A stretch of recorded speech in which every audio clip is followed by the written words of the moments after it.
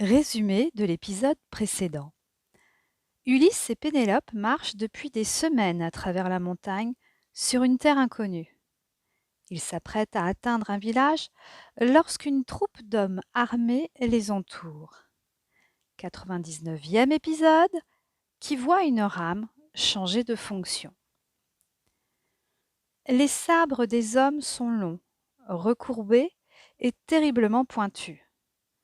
Ulysse sait bien que son poignard, qui pend à sa ceinture, ne fera pas le poids contre 5 sabres aussi redoutables. Il se prépare néanmoins à défendre Pénélope jusqu'à la mort, une main posée sur le manche de son couteau, prêt à le dégainer.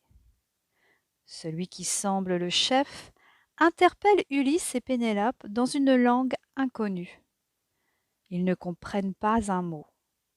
Voyant que les étrangers ne répondent pas, il avance son cheval et tourne autour d'eux en les observant. Puis, il désigne du doigt la rame qu'Ulysse porte sur l'épaule en s'adressant à ses 4 compagnons. Manifestement, l'objet les intrigue. Pénélope se rassure un peu. Ils n'ont pas l'air d'avoir de mauvaises intentions à leur égard, malgré leur allure de brigands. Alors, sur une impulsion, elle s'approche du chef et lui tend la main en signe d'amitié. L'homme paraît surpris par ce geste. Il saute à terre. Pénélope ne bouge pas, la main toujours tendue. L'homme la saisit alors et la serre fort en la secouant. La petite main de Pénélope disparaît dans la sienne. Ulysse, voyant une légère grimace sur le visage de sa femme, est prêt à intervenir. Mais Pénélope sourit bravement et le chef semble ravi. Il indique les fumées du village et fait signe qu'ils vont les accompagner jusque-là. Ça va?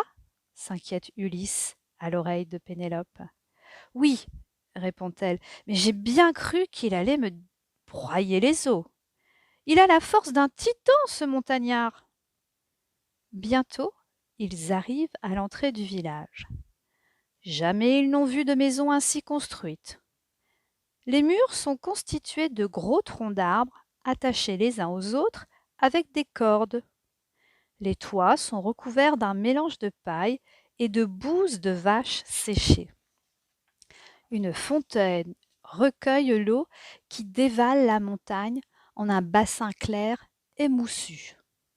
Ulysse en saisit dans le creux de ses mains et en offre une gorgée à Pénélope pour étancher sa soif.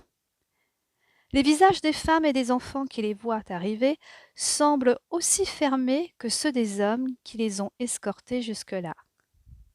Les peaux sont brunes, les cheveux d'un noir corbeau, les yeux sont plissés et allongés comme des amandes.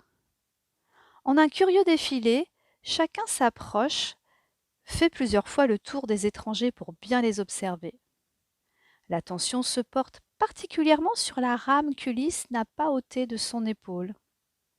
Une adolescente, timide, les cheveux ceints d'un tissu bariolé, leur tend des petits pains sur une assiette en terre cuite. Ils remercient d'un sourire et mordent à belles dents dans le pain. Comme tout est étrange ici, murmure Ulysse, même ces pains.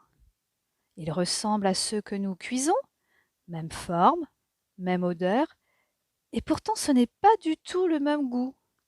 Il manque quelque chose.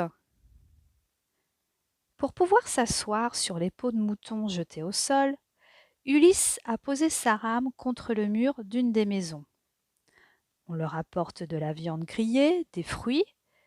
Si personne ne sourit, les yeux, eux, sont devenus rieurs, et l'accueil est chaleureux. Pendant que les voyageurs se nourrissent et se reposent, les villageois prennent la rame d'Ulysse, la soupèsent, la reposent. Certains tentent étrangement d'en tordre le sommet, comme pour la plier en deux. Ils engagent de grandes conversations dans leur langue inconnue.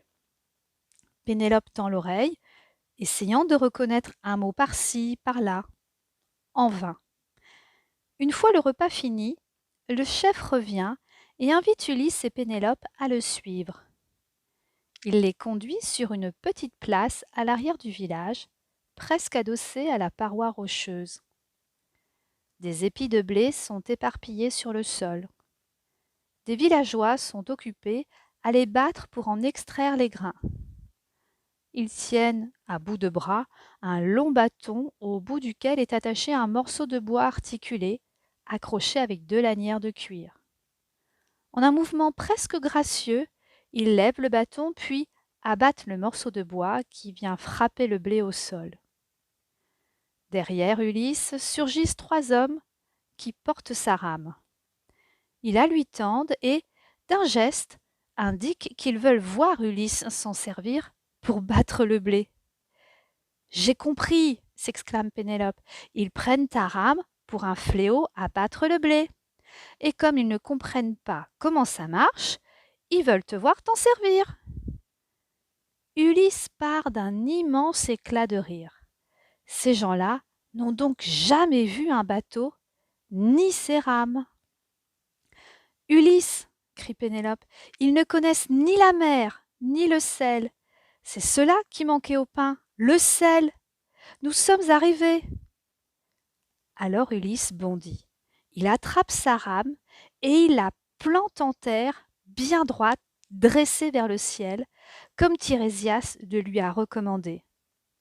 Les villageois se regardent, interloqués. Que fait donc cet étranger? À cet instant, des sanglots se font entendre.